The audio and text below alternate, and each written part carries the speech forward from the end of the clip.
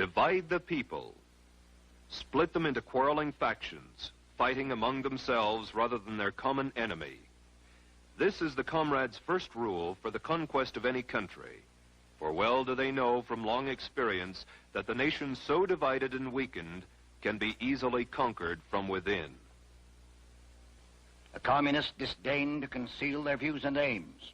They openly declare that their ends can only be attained by the forcible overthrow of all existing social conditions.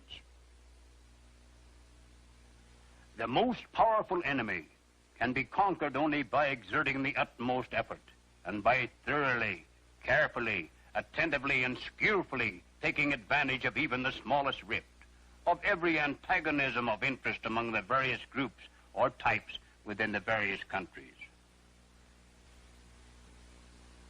With phase one, that of dividing the population, completed, the revolutionists were ready to move into phase two of the communist blueprint for takeover.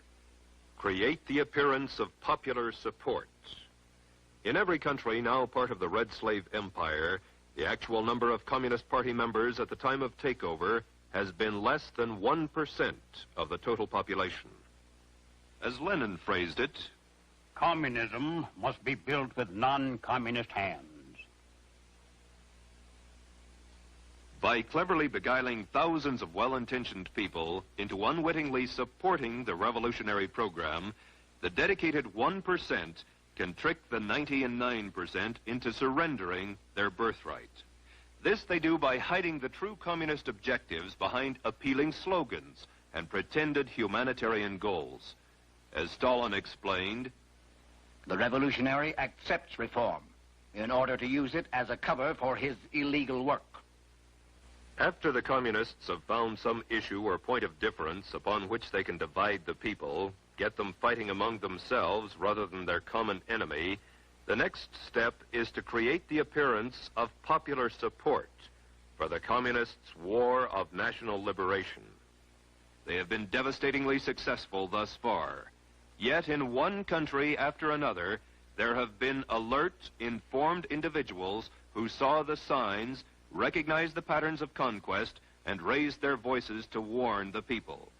Against just such a contingency, the communists developed the third phase of their blueprint for world domination: neutralize the opposition.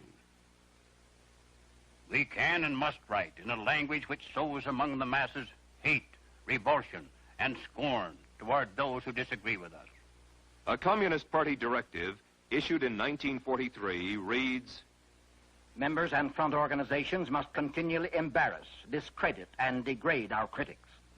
When obstructionists become too irritating, label them as fascist or Nazi or anti-Semitic. Constantly associate those who oppose us with those names which already have a bad smell. The association will, after enough repetition, become fact in the public mind. The next step in the communist strategy is the most easily recognized, for it consists of the tactic of getting masses into motion, and thus precipitating mob violence. Master psychologists that they are, the communists know that once the masses are in the streets, it's not too difficult to convert an orderly demonstration into a full-scale riot. They know, too, that when rioting occurs, police and military forces of the government must move to restore law and order, and thus they have the first visible signs of revolution.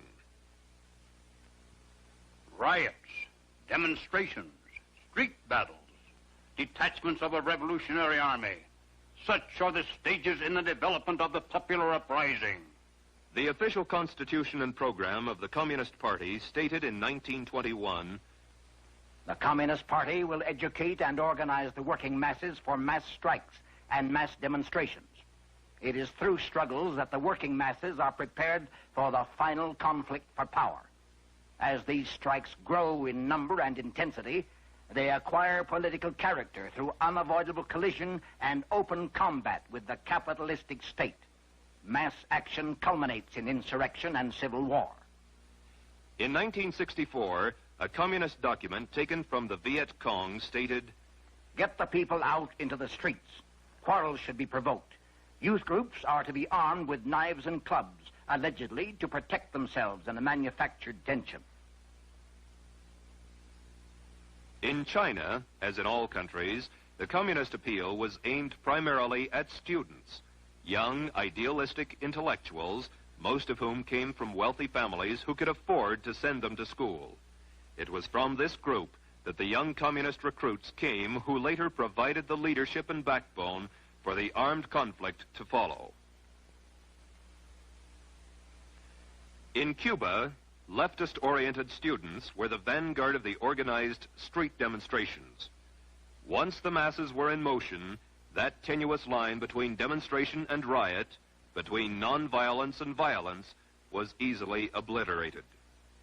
As law enforcement officers sought to restore order, police brutality became the cry of the insurgents. The invariable charges of police brutality were hurled as efforts were made to maintain law and order. When marches and demonstrations turn into riots in any country slated for takeover, the communists are then ready to implement the final stage of their blueprint for conquest. It takes only a handful of armed opportunists, criminals and savages to create the semblance of revolution. Only insurrection can guarantee the victory of the revolution.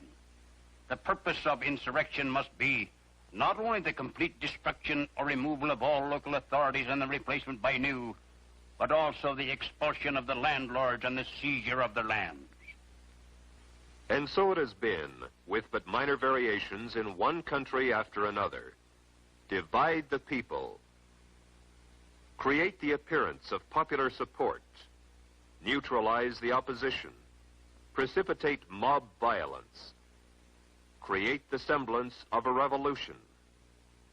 An accurate summary of Lenin's strategy for the conquest of the world is as follows. First, we will take Eastern Europe. Next, the masses of Asia. Then we shall encircle the last bastion of capitalism, the United States of America. We will not have to attack. It will fall like overripe fruit into our hands.